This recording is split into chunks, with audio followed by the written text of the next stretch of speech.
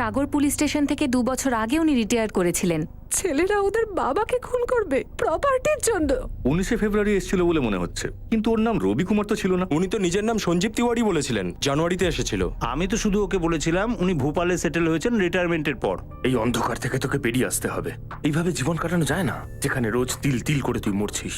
মেয়ের বাড়ির লোকেরা বলেছে যে আর সম্পর্কটা এগোতে চায় না। এই স্কেচগুলো অবশ্যই আলাদা আলাদা, কিন্তু একটা লোকেরই 4টে আলাদা আলাদা নাম নিয়ে পুলিশ স্টেশনে সাহায্য চেয়েছে। কিন্তু খুনের উদ্দেশ্য কি ছিল সেটা এখনো জানা যায়নি। পুরোপুরি তো মিলে যাচ্ছে না, কিন্তু এই স্কেচগুলোর সাথে ছবিটা ক্লোজ। জবলপুর প্ল্যাটফর্মে সিসিটিভি ফুটেজ আসছে স্যার, সেটা দেখে আমরা কনফার্ম হতে পারবো কোথাকার ট্রেন নিয়েছিল।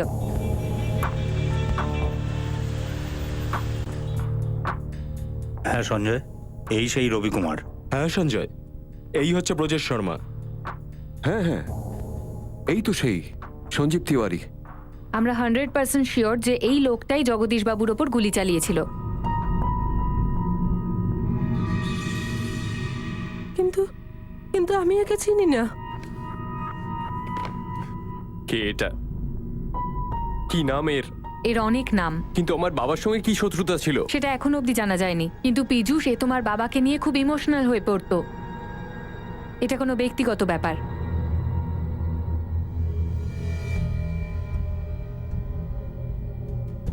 স্যার, আমরা 2003-এর সমস্ত কেসগুলোকে স্ক্যান করে নিয়েছি, আর আমরা কনস্টেবল শম্ভু অধিকারীর সঙ্গে কন্ট্যাক্ট করার চেষ্টা করছি। কে এই শম্ভু অধিকারী? স্যার, ইনি আমাদেরই থানার রিটায়ার্ড কনস্টেবল, যিনি জগদীশবাবুর সঙ্গে অনেকগুলো কেস সলভ করেছেন এই হোসাঙ্গাবাদে। লেগে থাকো আশিস, এই মুহূর্তে আমাদের কাছে অপরাধীর একটা চেহারা তো আছে। তুমি খুনের উদ্দেশ্যটা খোঁজ নাও। স্যার, যদি ওই লোকটার নামটা জানা যেত তাহলে পুরনো ফাইলে ওকে খুঁজতে সুবিধা হতো। কিন্তু এই মুহূর্তে ওর নাম আমরা জানি না। আমরা জব্বলপুর রেল স্টেশনের সিসিটিভি ফুটেজ আনিয়েছি, তার থেকে বুঝতে পারবো কোন ট্রেনে উঠেছে, কোথায় গেছে। কোনো না কোনো লিড নিশ্চয়ই পাবো। তখন তুমি ফার্স্ট ইয়ারে ছিলে দাদা, আর আমি ক্লাস 10-এ। হ্যাঁ, সেটা তো আমার মনেই আছে, কিন্তু আমার কিছুতেই মাথায় আসছে না 2003-এ এমন কি ঘটেছিল। মা কিছু বলতে পারলেন? মা তো বলছিল 2003-এ এরকম কোনো ঘটনাই ঘটেনি, না ফ্যামিলিতে, না বন্ধুদের সাথে, অন্য কিছুতেও না। তাহলে বাবা কি কোনো কেস নিয়ে জড়িয়ে পড়েছিলেন? তাহলে তো বলতেই পারবো না, কারণ বাবা কোনোদিন কাজের ব্যাপারে বাড়িতে আলোচনাই করতেন না। কিন্তু আমি এটা বুঝতে পারছি না পুলিশ বারবার কেন বলছে এটা আমাদের ব্যক্তিগত ঘটনা। কি ব্যক্তিগত বিষয় হতে পারে বিনোদ? আচ্ছা, বাবা কারোর সাথে কোনো অন্যায় করেনি তো? অন্যায় মানে কি বলতে চাইছো? আমি বলতে চাইছি যে হতেই তো পারে বাবা অজান্তেই হয়তো কখনো ভুল লোককে গ্রেপ্তার করে নিয়েছিল।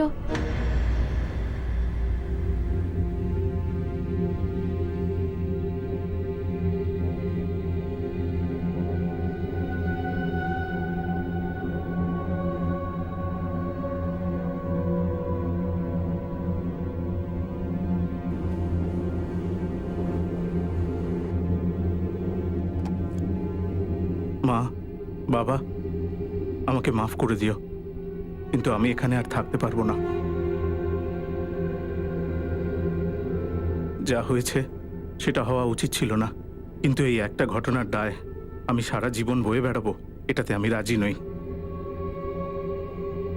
এই বাড়ির হতাশায় আমার দম আটকে আসে, আমি আর সহ্য করতে পারছি না। সেজন্য আমি চিরকালের জন্য যাচ্ছি। আমি যেভাবেই হোক চালিয়ে নেব, কিন্তু এই বাড়িতে আর কোনোদিন ফিরবো না। হাত জোর করছি, আমাকে আর খোঁজার চেষ্টা করো না। পুলিশ থানার চক্করে নিজেদের সময় নষ্ট করো না। আমি পরিষ্কারভাবে এটা জানিয়ে যাচ্ছি যে আমি যা যা করছি নিজের ইচ্ছেতে করছি। আপনার ছেলে আনন্দ।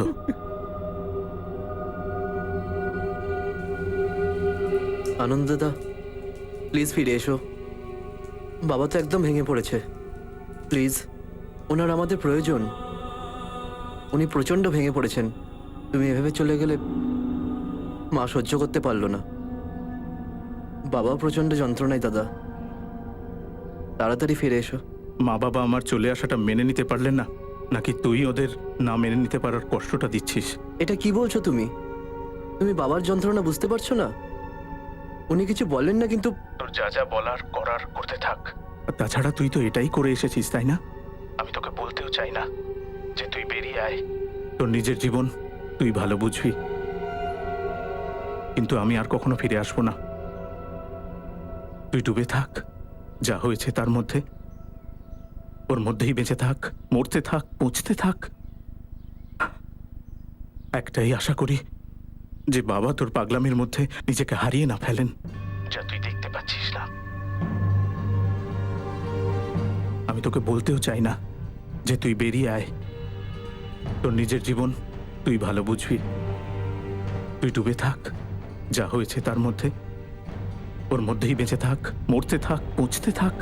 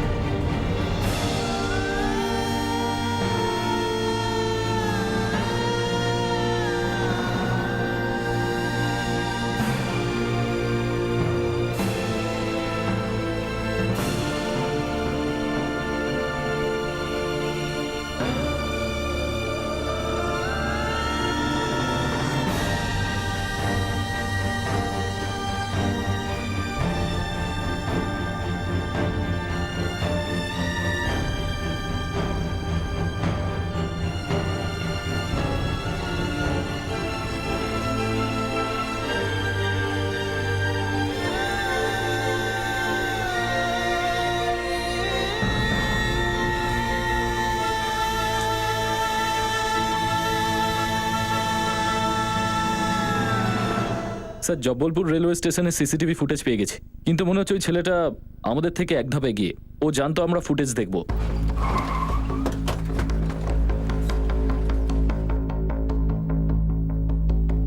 স্যার, ও প্রত্যেকটা প্ল্যাটফর্মে ছিল, যাতে আমরা জানতে না পারি ও কোন ট্রেনে উঠেছিল। গেম খেলছে স্যার ও। স্যার, ও কোন ট্রেনে উঠেছিল ফাইনালি? খুব অদ্ভুত ব্যাপার। দেখুন স্যার,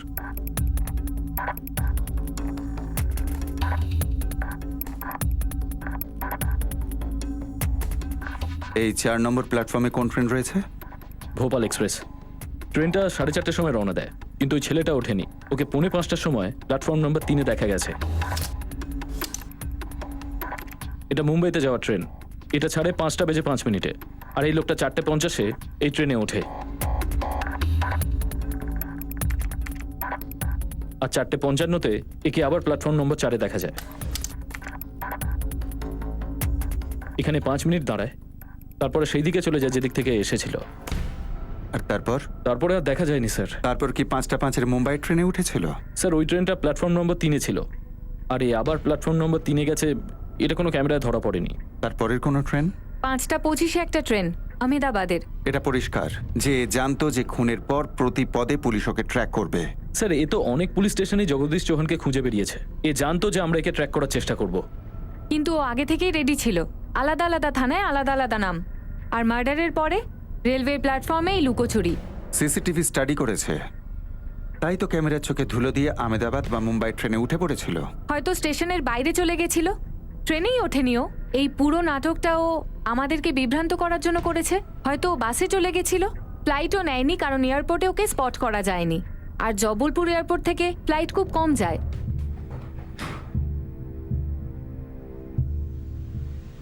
অর্থাৎ এই লোকটাকে আহমেদাবাদ বা মুম্বাইয়ে খুঁজে পাওয়া খড়ের গাদায় সূচ খোঁজার মতো হবে। তবু আমরা একবার চান্স নিয়ে দেখি স্যার। মুম্বাই আর আহমেদাবাদের পুলিশ টিমের সাহায্য নিই স্যার, আর তার সাথে হোসাঙ্গাবাদেও খোঁজ আরও টাইট করি। এর 15 বছর পুরনো কোনো না কোনো কানেকশন তো নিশ্চয়ই থাকবে। কেউ তো আছে যে একে চেনে। ঠিক আছে, 2003-এ জগদীশবাবু হোসাঙ্গাবাদে পোস্টিং ছিলেন। খোঁচরদের কাজে লাগিয়ে দাও। স্যার, সিসিটিভি ফুটেজের গ্রাফিক্স পোস্টার বানাই, স্টেটের সব নিউজ পেপারে ছাপিয়ে দিচ্ছি। কেউ না কেউ তো চিনবে। অনেক হয়েছে চোর পুলিশের খেলা, এবার খোলা মাঠে নামতে হবে, আর ওকেও নামাবো।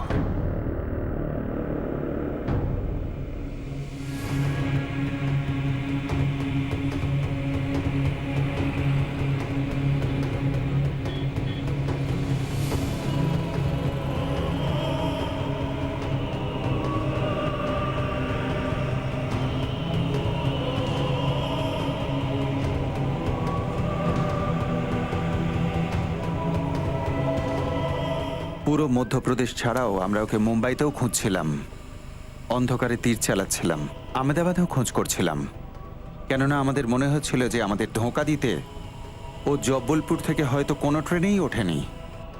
কিন্তু আমাদের সন্দিগ্ধের খোঁজের প্রথম খবর আমরা হোসাঙ্গাবাদ থেকে পেলাম, যেটা আমাদের র্যাডারের সবচাইতে ওপরে ছিল।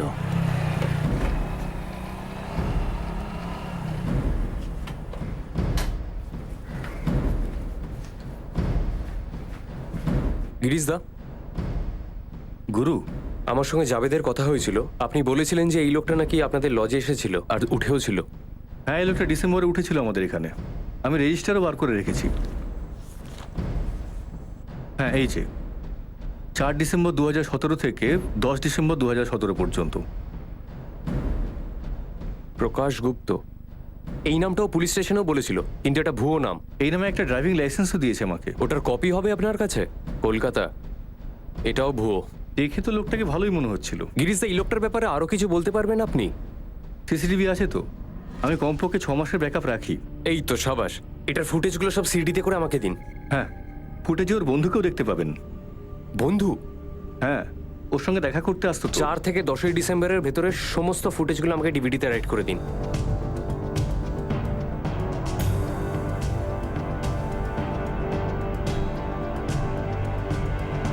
চৌঠা ডিসেম্বরও রেজিস্ট্রেশনে সাইন করে, আর বিকেলে 5:30টার সময় ওর এক বন্ধু ওর সাথে দেখা করতে আসে। স্যার, এটা একটু আগে ফরওয়ার্ড করুন।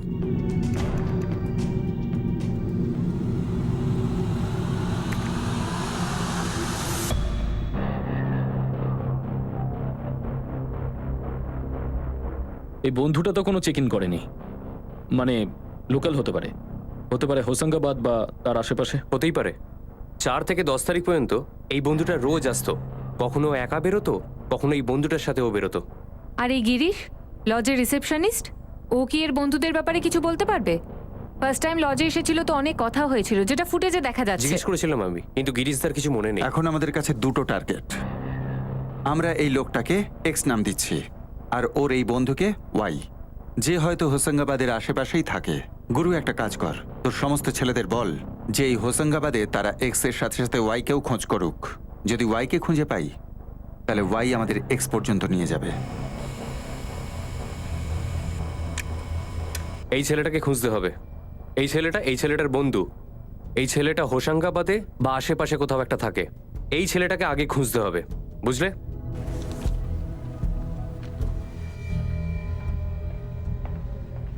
স্যার, 2003-এ প্রায় 50টা কেস রেজিস্টার হয়েছিল, সবকটাকে স্ক্যান করা হয়েছে, কিন্তু এর মধ্যে এমন কোনো কেসই চোখে পড়ছে না যেখানে সন্দিগ্ধ বা অপরাধী ফিরে এসে এরকম প্রাণঘাতী হামলা করতে পারে। আর স্যার, এই লোকটা এক্স, এখানকার হিস্ট্রি শিটার লিস্টে আপনি পেয়েছেন কি? এখন যে লিস্ট আছে তাতে এর কোনো ফটো নেই। আর স্যার, সে কারণেই আমার মনে হচ্ছে যে কোনো সন্দিগ্ধ বা শাস্তিপ্রাপ্ত কোনো অপরাধীর বন্ধু বা আত্মীয় হতে পারে।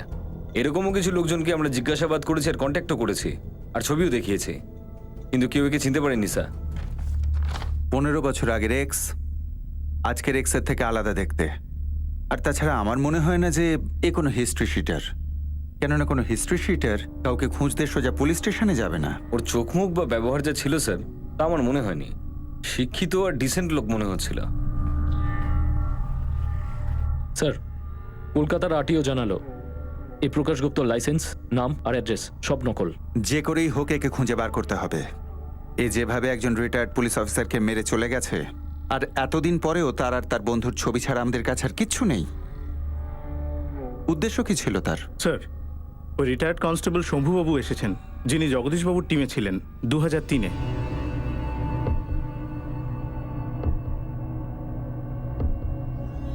শম্ভুবাবু, আসুন। স্যার, সত্যি কথা বলতে কার মাথায় যে এই বদলা নেবার পোকা নড়ে উঠবে সেটা আমরা কেউ বলতে পারবো না। কথাটা আপনি ঠিকই বলেছেন, কিন্তু কোনো কেস তো আছে যেখানে সন্দিগ্ধ বা অপরাধীকে মনে হয়েছে রাগী, গুয়াড়। আমি সব কেসই মনে করে দেখেছি, আর যতটুকু মনে পড়ছে তার মধ্যে এরকম কিছুই ছিল না যার মধ্যে মিথ্যে চার্জশিট তৈরি হয়েছে। জগদীশবাবু নিজের কাজে খুব পাক্কা ছিলেন। আমরা জগদীশবাবুর বেশ কিছু কেস চেক করেছি, কিন্তু না আমরা এই লোকটাকে খুঁজে পেয়েছি না এর উদ্দেশ্যের। স্যার, এখনো অবধি যা দেখতে পাচ্ছি তাতে পার্সোনাল বলে মনে হচ্ছে, কিন্তু জগদীশবাবুর ফ্যামিলি বলছেন যে এটা কোনো পারিবারিক ব্যাপারই নয়। কিন্তু একটা কথা তো নিশ্চিত, যা হয়েছে 2003 আর 2005-এর মধ্যে এই হোসাঙ্গাবাদেই হয়েছে।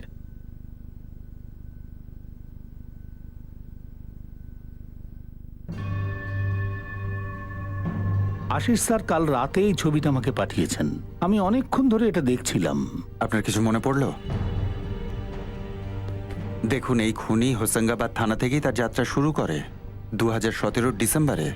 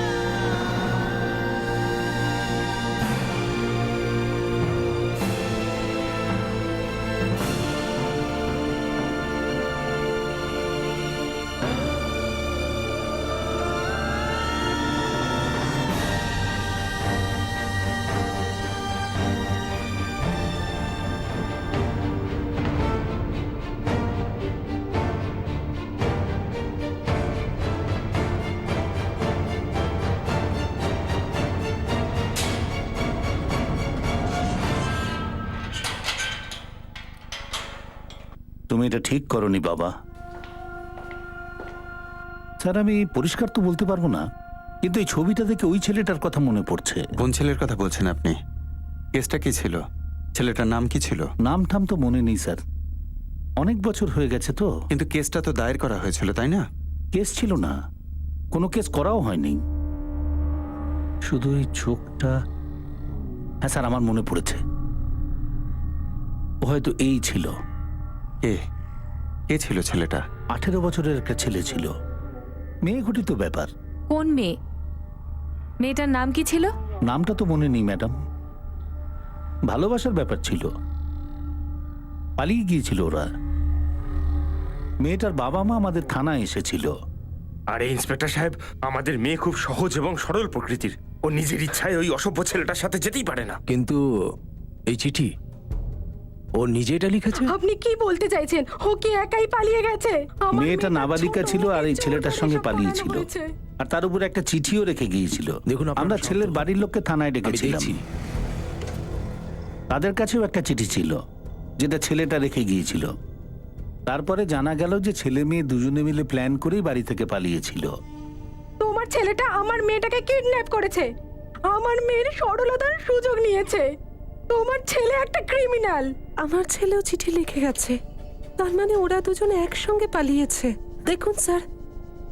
স্যার, দুটোই বাচ্চা, তার উপরে বয়সটা ওদের কম, হয়তো ভুল করে এটা করে বসেছে।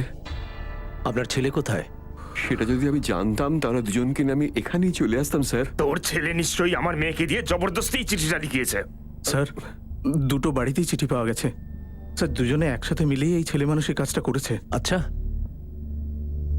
এই ছেলে মানুষই করবার আগে তোর ভাই তোকে বলেছিল নাকি? স্যার, ও যদি বলতো তো আমি ওকে পালাতে দিতাম নাকি? বিশ্বাস করুন, আমরা কিচ্ছু জানতাম না। ওদের পালাবার কথা আমরা আগে থেকে কিছুই জানতাম না। মিথ্যে কথা বলছে সবাই, এরা সবাই সব জানতো, এখন নাটক করছে। না না, এই নাটক বন্ধ করো আর সত্যি সত্যি বলো, তোমাদের ছেলে এনার মেয়েকে কোথায় লুকিয়ে রেখেছে? না হলে বাপ ছেলে দুজনকেই ভেতরে পুরে দেবো এক্ষুনি। আমরা কিছু জানি না, আপনি বিশ্বাস করুন স্যার। স্যার, আমি ওর সব বন্ধুদের জিজ্ঞাসা করেছি, কিন্তু ও কোনো বন্ধুকে একটা কথাও বলেনি। আপনি ওদের দুজনকে খুঁজে ফিরিয়ে আনুন। আমি মানছি যে আমাদের ছেলে ভুল করেছে, কিন্তু ও তো বাচ্চা ছেলে, তাই না? চুপ কর তুই, বাচ্চা বাচ্চা বলে নাকে কাঁদিস না। তোর ছেলে অন্যায় নয়, অপরাধ করেছে।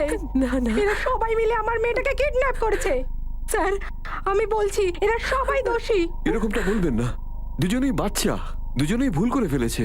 এভাবে নাকে কাঁদবেন না, আপনার ছেলে মোটেও নাবালক নয়, 18 বছর বয়স। আর একটা কথা কান খুলে শুনে নাও তুমি, ওনার মেয়ে নাবালিকা। কিডন্যাপিং এর সাথে আরো অনেকগুলো চার্জ লাগতে পারে এবং সেটা আমি লাগাবো। কারণ মেয়েটা নাবালিকা ছিল, আমরা সঙ্গে সঙ্গে অ্যাকশন নিয়েছিলাম। ছেলেটার বাবাকে ডেকে অনেক জিজ্ঞাসাবাদ করা হয়েছিল আর সঙ্গে সঙ্গে খুঁজতে শুরু করে দিয়েছিলাম। 3-4 দিনের মধ্যেই একটা লজে দুজনকে পাওয়া গিয়েছিল।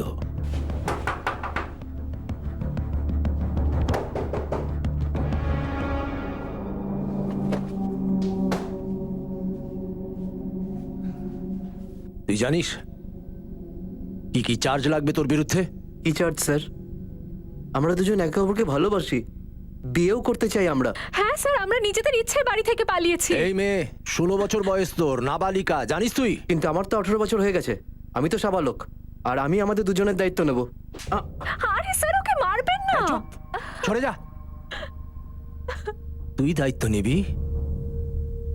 তুই দায়িত্ব নিবি নিজের অপরাধের, কোর্টে। কিডন্যাপিং তো করেছিস, মেডিকেল টেস্টের পর রেপে চার্জও লাগবে তোর বিরুদ্ধে। এটা আপনি কি বলছেন স্যার? আমরা দুজন একে অপরকে ভালোবাসি, আর আমি কোনো জোর জুলুম করিনি। হ্যাঁ স্যার, আমি ওকে খুব ভালোবাসি। এই চুপ! জোর জবরদস্তি করিসনি তো একটা নাবালিকা মেয়েকে, কেন কিডন্যাপ করে আনলি? দেখুন স্যার, আমাদের প্রাইভেট লাইফে আপনার নাক গলানোর কোনো রকম অধিকার নেই স্যার। তুই আমাকে অধিকার শেখাবি? তুই জানিস না তোর সাথে কি কি হতে চলেছে? আমি কিচ্ছু শুনতে চাই না স্যার, ওই ছেলেটার উপর কিডন্যাপের কেস দিতে হবে ব্যাস। দেখুন, আমি ওকে ওয়ার্নিং নিশ্চয়ই দেবো। এরপর থেকে আপনার মেয়ের আশেপাশে কখনো ঘুরবে না, ঠিক আছে? এখনো পর্যন্ত যা হয়েছে কম হয়েছে। আজ লোক সমাজে আমরা মুখ দেখাতে পর্যন্ত পাচ্ছি না। আমি বলছি স্যার, ওর মা, ওর বাবা আর ওর দাদাকে তিনজনকেই লকআপে ঢোকান, আর ওই 4 জনের ওপরেই কিডন্যাপের চার্জ লাগিয়ে দিন। এরা আমার মেয়ের ওপরে যা করেছে, এর জন্য ওদের সারা জীবন জেলে পচা উচিত। এই ছেলেটার মুখটা দেখে কেন জানি না বারবার ওই ছেলেটার কথা মনে আসছে। একটা অদ্ভুত রাগ ছিল ওর চোখে। 2 দিন আমরা ওকে লকআপে রেখেছিলাম, তারপর ওয়ার্নিং দিয়ে ছেড়ে দেওয়া হয়েছিল যে মেয়েটার আশেপাশে যেন ওকে দেখা না যায়। মেয়ের বাবা মা খুব জোর দিচ্ছিল কেস বানানোর জন্য, কিন্তু মেয়েটা তার বাড়ির বিপক্ষে ছিল। বারবারই বলছিল যে স্বইচ্ছায় ও পালিয়েছিল ছেলেটার সঙ্গে। জগদীশবাবু সিদ্ধান্ত নিয়েছিলেন যে ওয়ার্নিং দিয়ে ছেড়ে দেওয়া হবে, কিন্তু কেউ তার মনে এতদিন পর্যন্ত এই রাগ পুষে রাখতে পারে? আমি সঠিক বলতে পারবো না স্যার। এই ছেলেটা ওই লোকটা নয় বোধহয়। শম্ভুবাবু, অন্য কোনো কেস মনে পড়ছে? না স্যার, আর তো তেমন কোনো কেস মনে পড়ছে না যেখানে কেউ এত বছর পরে এসে জগদীশবাবুকে মারতে পারে। কিন্তু যতবার আমি এই ছবিটা দেখছি, ওই ছেলেটাকেই বারবার মনে আসছে। ওর চোখটাই বারবার ভেসে উঠছে, কিন্তু নামটা মনে পড়ছে না। ওরা দুজন একই স্কুলে পড়তো? স্কুলের নাম কিছু বলতে পারবেন? না, সেটাও মনে নেই। এই ছেলেটা ওই ছেলেটার মতোই দেখতে, কিন্তু আমি বিশ্বাস করতে পারছি না যে এতদিন কেউ রাগ পুষে রাখতে পারে। ও এরকম কেন করবে? যা হবার তা তো হয়ে গিয়েছিল। খোঁজ নিয়ে দেখা যেত, সমস্ত স্কুলেও চেক করা যেত, কিন্তু এটা 2003-এর ইনসিডেন্ট। কার মনে আছে কার নেই বলা যায় না, আর এমনিতে ওদের দুজনের নাম জানা নেই। ছেলেটার বয়স তখন 18 ছিল, তার মানে এখন 35 বছর। সাসপেক্টেরও বয়স তাই। তবে কি ওই ছেলেটা স্যার, শম্ভুবাবু যেমনটা বলছেন তাতে মনে তো হয় না যে শত্রুতা কেউ এভাবে পুষে রাখতে পারে। হতে পারে নিজের প্রেমটা ভেঙে যাওয়ার জন্য ও জগদীশবাবুকেই দায়ী করে, আর 15 বছর ধরে সেই রাগটাকে ও মনের মধ্যে পুষে রেখেছিল।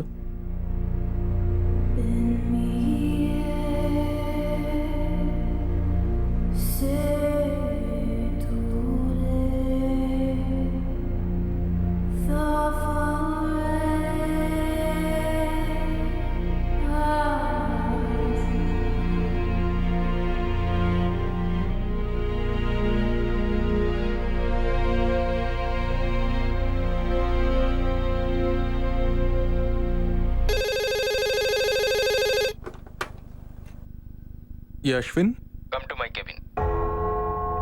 Yeah, coming. এটা কি হচ্ছে? কি হয়েছে? তোমার ব্যাপারে একটা খবর শুনলাম। কি খবর? তুমি বলো। খবর আপনি শুনেছেন, আপনি বলবেন। ভাই, তোমার সামনে না এই সিরিয়াস অ্যাক্টিংটাও চলে না। তোমার প্রমোশন হয়েছে। ও ও আরে, প্রমোশনের নিউজের পর কেউ ও বলে নাকি? হ্যাঁ, কোনো আনন্দ নেই, কোনো এক্সাইটমেন্ট নেই? না না, আনন্দ পেয়েছি। তাহলে এত টেনসড মনে হচ্ছে কেন? তুমি ফিরে আসার পর থেকে না কিছু চেঞ্জ এসছে তোমার মধ্যে। অফিসের সবাই বলছে কারোর সঙ্গে কথা বলো না, হ্যালো পর্যন্ত বলো না। কি অসুবিধাটা কি তোমার? না, কথা বলি তো সবার সঙ্গে। 4 মাস তুমি কোথায় ছিলে? প্রমোশনের খবরের জন্য থ্যাঙ্কস অশ্বিন। এই প্রমোশনের মেলটা আমি পাবো তো? হ্যাঁ, অফিস থেকে আর পার্সোনালি মেল পেয়ে যাবে।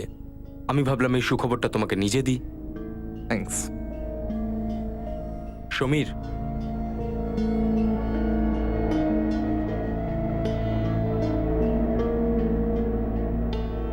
কি ব্যাপারে এত টেনসড রয়েছো? দেখো, বস হিসেবে জিজ্ঞেস করছি না, ফ্রেন্ড হিসেবে জিজ্ঞেস করছি। কি অসুবিধা হচ্ছে তোমার? সত্যি কথা বলবো, জীবনে এত শান্তি আমি এর আগে কোনোদিন পাইনি। আমি ভালো আছি, সুখে শান্তিতে আছি। স্যার, ফাইনালি আমাদের কেসের খাতা খুলতে চলেছে। বল, তাড়াতাড়ি বল। স্যার, ওয়াই এর খোঁজ পেয়ে গেছি, যে আপনাদের এক্স এর কাছে নিয়ে যাবে। নাম জানতে পেরেছিস? রমেশ চৌবে। আমাদের সন্দেহ ঠিক ছিল, এই হোশাঙ্গাবাদেই থাকে। আমি ওর বাড়িতে ফিল্ডিং লাগিয়েছি। ব্যাস, আপনারা তাড়াতাড়ি চলে আসুন।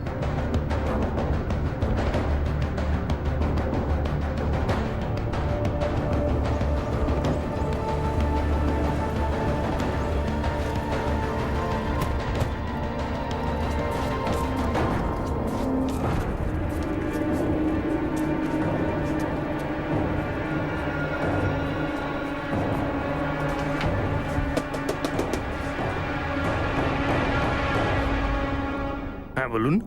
জবলপুর পুলিশ। হ্যাঁ, কি হয়েছে? বলবি তুই, প্রশ্ন করব আমরা। লকআপে। এ তোমার বন্ধু, এর নাম কি? অ্যাড্রেস আর নাম্বারটাও বলো। স্যার, এ মোটেও আমার বন্ধু নয়, আমি আদৌ কোনোদিন দেখিনি একে। দেখ রমেশ, তোর কাছে পৌঁছতে আমরা অনেক কাঠখড় পুড়িয়েছি। তুই যদি 2 সেকেন্ডের মধ্যে না বলিস না, তাহলে তোকে বলার অবস্থায় রাখবো না।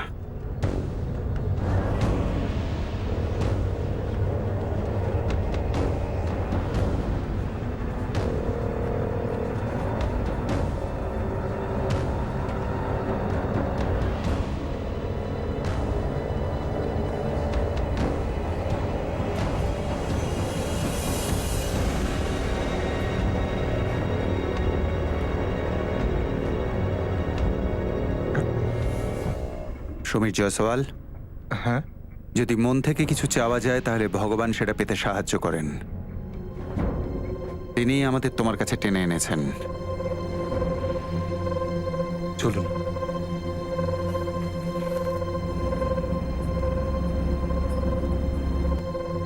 আমার জীবনটা তো সেদিনই শেষ হয়ে গিয়েছিল, যেদিন রিচা আর আমাকে জোর করে ফিরিয়ে আনা হয়েছিল। ওটা হওয়ার দরকার ছিল না, কোনো দরকার ছিল না এমনটা ঘটার। আমরা দুজন একসঙ্গে থাকতে চেয়েছিলাম, এর চেয়ে বেশি আমরা তো কিছু চাইনি। আমাদের পরস্পরের ভালোবাসার মধ্যে তো আমাদের সংস্কার, আমাদের বড় হয়ে ওঠার কোনো ভূমিকা ছিল না। আমরা সত্যি ভালোবাসতাম পরস্পরকে। বাড়ি থেকে পালানোর সিদ্ধান্ত আমরা দুজন একসঙ্গে নিয়েছিলাম। আমি ওকে কিডন্যাপ করিনি, আমরা দুজনেই স্বেচ্ছায় পালিয়েছিলাম। আর আমাদের ইচ্ছের বিরুদ্ধে আমাদের ফিরিয়ে আনা হয়, আলাদা করে দেওয়া হয়। তারপরে রিচা আর ওর পরিবার হোশাঙ্গাবাদ ছেড়ে অন্য কোথাও চলে যায়। ও সারা জীবনের মতো চলে যায়। আমি ওকে আর কোনোদিন দেখতেও পাইনি। আর এই সব কিছুর জন্যই তুই জগদীশ বাবুকেই দোষী মনে করলি। মেয়েটা ওই সময় নাবালিক ছিল, যদি কেস হতো তাহলে তুমি নিজেই ফেঁসে যেতে। এমনিতে যেন আমি ফেঁসে যাইনি। আমাকে যে সমস্ত ঘটনার সম্মুখীন হতে হয়েছিল, কিন্তু আমার বাবা, ওনার তো ওই ঘটনায় কোনো দোষ ছিল না। যা ঘটেছিল সেটা যদি সত্যি অপরাধ হয়, তাহলে তার দায়টা শুধুমাত্র একা আমার। তার জন্য আমার বাবাকে কেন শাস্তি দেওয়া হয়েছিল? কেন ওনাকে লকআপে ভরে দেওয়া হয়? কোনোদিন একটা কথাও বলেননি আমার বাবা, কিন্তু আমি স্পষ্টই বুঝতে পারতাম ওনাকে দেখে উনি কি ভয়ঙ্কর রকম অপমানিত হয়েছিলেন। এটা কোথাকার আইন, যদি কেউ কোনো অপরাধ করেও, আর সেটাও একেবারে না জেনে, তাহলে আপনারা তার বাবাকে অপমান করবেন?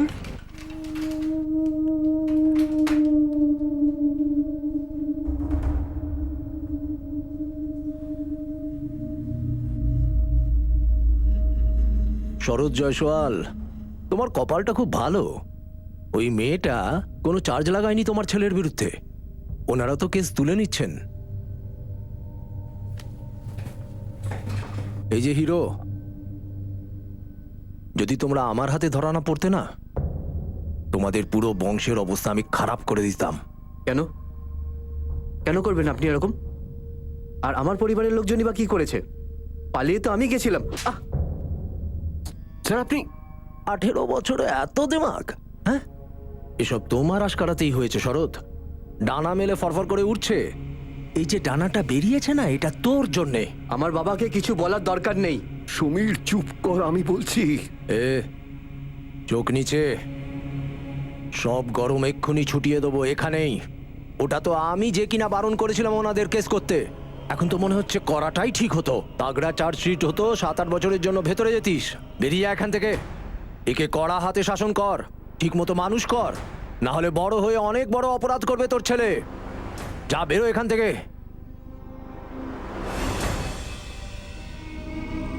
প্রতি মুহূর্তে ওই লোকটা আমার বাবাকে অপমান করত, বাবাকে ছোট করত।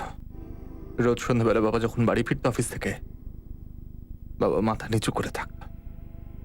চোখে কোণে জল দেখতে পেতাম, শুধু লজ্জায় যেন আমি দিনের আলোয় একটা খুন করেছি।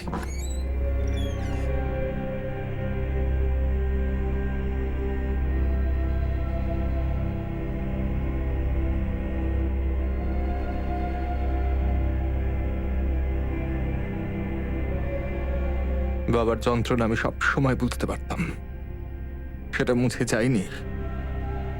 আমি বুঝতে পারতাম যে বাবার অবস্থাটা কি। উনি কখনো কিছু বলেননি, কোনো অভিযোগ করেননি, খালি ভেতরে ভেতরে গুমড়েছেন, শেষ হয়ে গেছেন।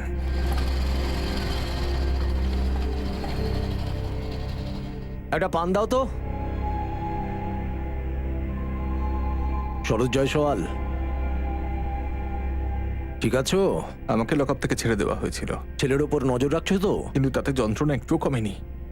তারপর যখনই ওই লোকটার সঙ্গে আমার বাবার দেখা হতো, মুখে নয় হাতে কথা লোকটা বলতে আমার হয়। বাবাকে অপমান করতো। সেটা করছো আমার তো? সামনে এরকম ঘটনা ঘটেছে নাকি এখনো আদরে মাদর সেজন্য আমি করছো? জানতাম যে ওই লোকটা আমার বাবাকে এরকম অনেকবার অপমান করেছে। আমি মার খেয়েছি, আমাকে নোংরা নোংরা কথা বলা হয়েছে, তাতে কিছু যায় আসে না। কিন্তু আমার জন্য আমার বাবাকে প্রতিদিন অপমানিত হতে হয়েছে, এটা আমি সহ্য করতে পারিনি। আমি বাবাকে ওই অবস্থায় দেখতে পারিনি, কারণ আমার জন্য আমার বাবাই ছিলেন সব। আর আমি সেই মানুষটাকে প্রতিদিন, প্রত্যেকটি রাতে শেষ হয়ে যেতে দেখেছি, একটু একটু করে। রিচাকে আমি ভালোবাসতাম, বাবা আমার জন্য সবকিছু ছিলেন।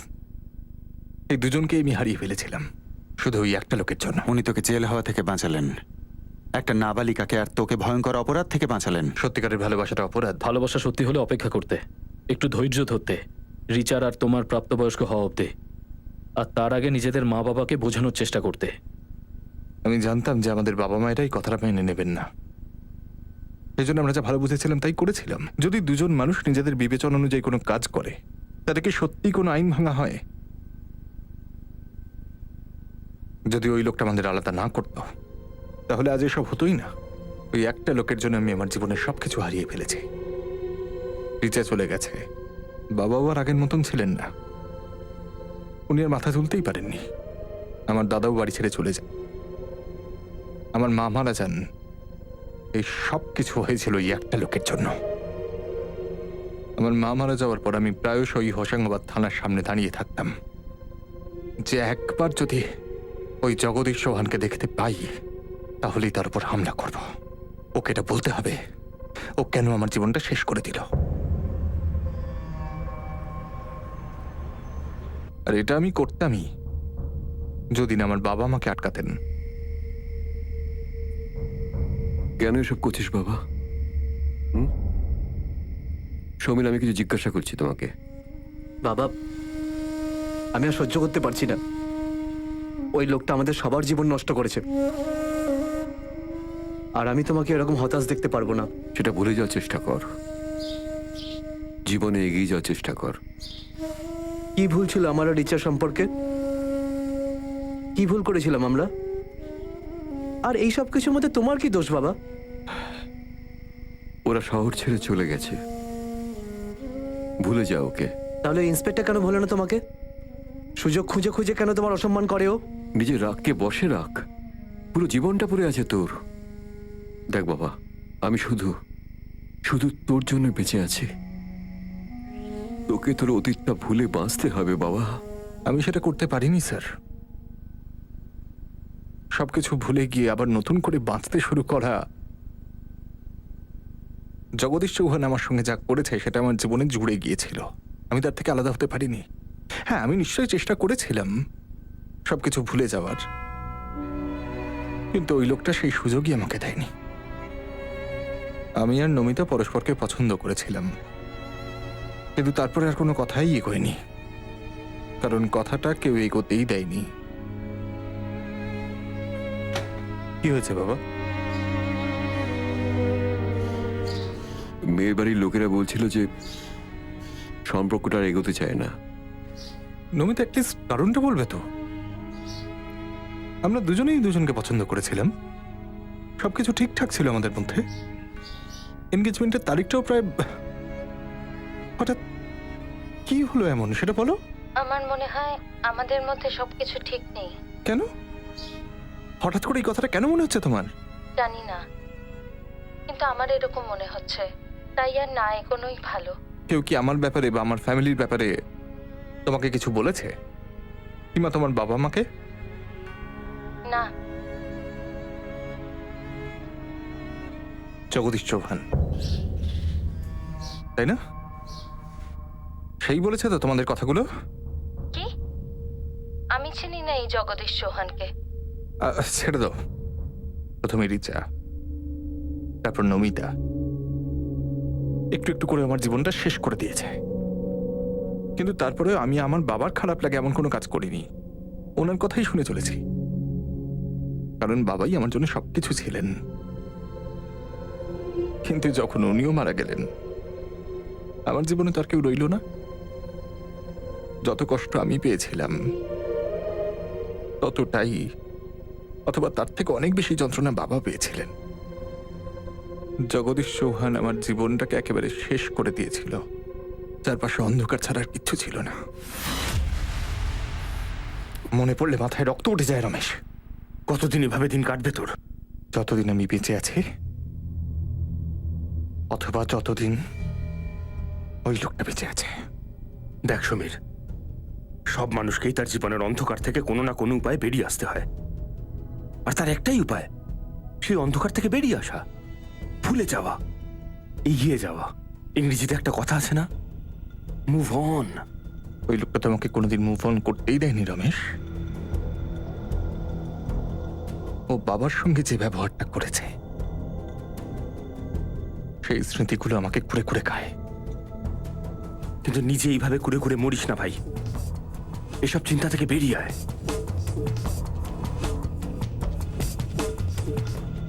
স্যার, সমীর আমার একদম ছোটবেলাকার বন্ধু, বেস্ট ফ্রেন্ড। আমি ওকে শুধুমাত্র উপদেশ দিয়েছিলাম, অতীতকে জড়িয়ে এইভাবে বেঁচে থাকিস না, বেরিয়ে আয় এসব থেকে। মানে জগদীশ চৌহানকে মেরে ফেলা? একদম নয় স্যার, মোটেও নয়।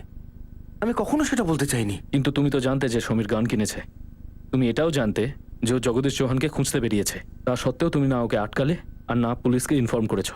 আর যখন ও জগদীশ চৌহানের কাছে পৌঁছে গেল, তোমাকে ফোন করলো, তখনও তুমি ওকে আটকানোর জন্য কিচ্ছু করোনি।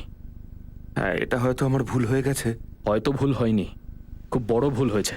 তুমি অপরাধ করেছো। এই মার্ডারে তুমিও সমান অংশীদার। রমেশ, রমেশ, আমি ওকে খুঁজে পেয়েছি। লোকটাকে আমি খুঁজে বার করেছি রমেশ। ওকে তো খুঁজে পেতেই হতো, এটা আমার নিয়তি যে আমি ওকে দেখতে পাবো। আরো একবার ভেবে দেখ, এটা কি তুই ঠিক করছিস? আমার জীবনে এর থেকে বেশি ভালো আর কিচ্ছু নেই।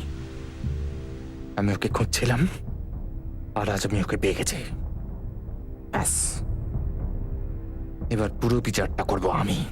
বিশ্বাস করুন আমাকে স্যার, আমি ওকে বলেছিলাম তুই যা সব করার কথা ভাবছিস মোটেও ঠিক নয়। তাও সেটা না বলার মতো বলেছিলে, আর খুব দেরি করে বলেছিলে। ওর মাথায় যখন এই কথাটা এলো, তখনই তোমার ওকে আটকানো উচিত ছিল।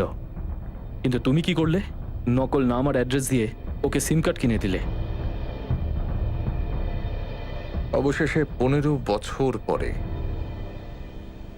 আমি আমার ভেতরের অন্ধকার থেকে মুক্তি পেয়েছি স্যার। কে তুই?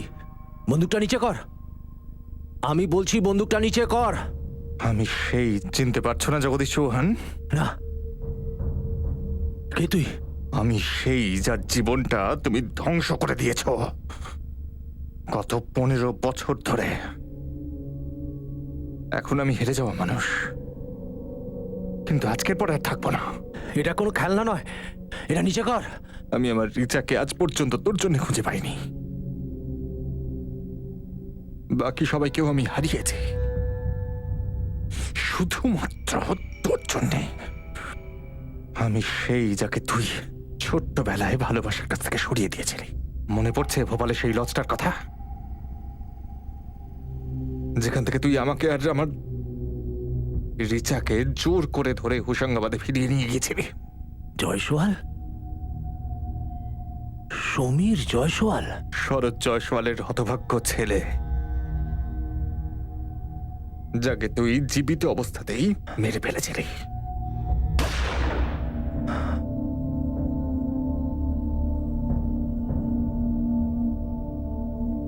গানটা কোথা থেকে কিনলি? মুম্বাই থেকে। একজন সাপ্লায়ারকে আমি চিনতাম। নাম্বার দাও ওর। সেটা হারিয়ে ফেলেছি আমি। তোর ভেতরের আগুনটা নিভে গেছে? আত্মায় শান্তি পেয়েছিস? হ্যাঁ, সেরকমটাই ধরে নিন।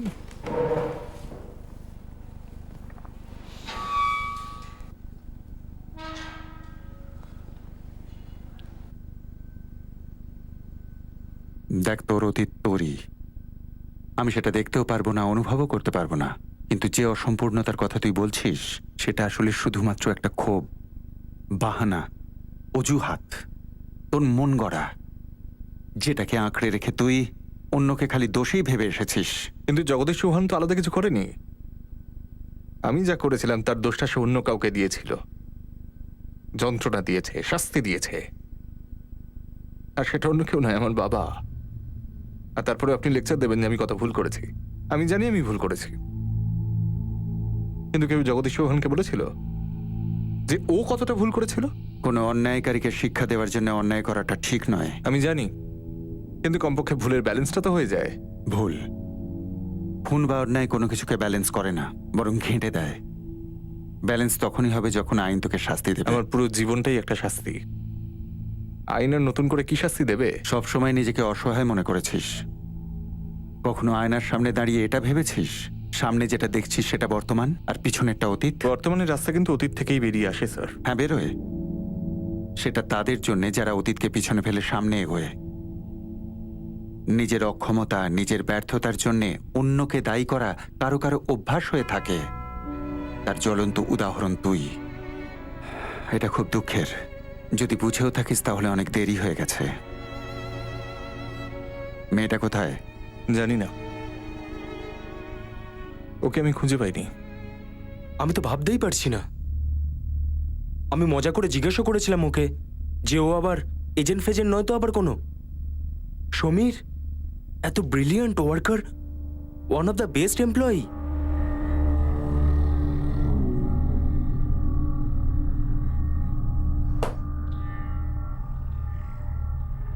ও কাউকে মারতে গেছিল, এটা বিশ্বাস করা যায়? উনি হয়তো টেরও পাননি যে কেউ এত ঘৃণা পুষে রাখতে পারে। কি করেই বা বুঝবেন উনি? 15 বছর আগে যবে এটা ঘটেছিল, তখন স্বপ্নেও তিনি ভাবেননি যে 15 বছর বাদে সেটার এই রকম পরিণতি হবে।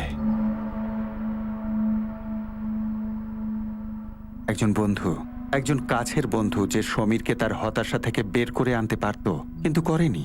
এরকম বন্ধু কখনোই বন্ধু হয় না। এমন কি অসহায়তা থাকতে পারে যা অপরাধ দিয়ে মোছা যায়? এমন কি শান্তি আছে যেটা খুন করে পাওয়া যায়? হতাশা, ক্ষোভ, এটা কোনো নতুন অনুভূতি নয়। মানুষ এ দুটোকেই নিজের ভিতরে পুষে রাখে। কেউ কেউ এই জিনিস দুটোকে ভুলে সামনের দিকে এগিয়ে চলে, দুর্ভাগ্যকে সময়ের হাতে ছেড়ে দিয়ে এগিয়ে যায়, মুভ অন হয়ে যায়। আবার কেউ এটা থেকে বেরোতেই পারে না। হ্যাঁ, অন্যকে দোষ দেওয়াটা স্বাভাবিক ব্যাপার। প্রত্যেক মানুষ কখনো না কখনো এটা করেই থাকে। ভাগ্য আমার সাথে এমন করলো, বা আমার সাথেই এমন কেন হচ্ছে, আমি এই জিনিসটা পাইনি, তাই আমার জীবন এরকম। আমি যদি জীবনে এটা পেতাম তাহলে আমার লাইফ অন্যরকম হতো। এই রকম ভাবনার সমুদ্রে কেউ কেউ সারা জীবন হাবুডুবু খেতে থাকে। অতীতের সময়টাকে লোকেদের নিজের বর্তমান সময়ের জন্য দোষী করা একটা ভুল সিদ্ধান্ত। নিজেকে অসহায় মনে করাটা সবচাইতে লজ্জাজনক ব্যাপার। আবার দেখা হবে আগামী পর্বে নতুন গল্প নিয়ে। ক্রাইম পেট্রোল সতর্কে। জয় হিন্দ। For more updates, subscribe to our channel, click the show links and enjoy watching the videos.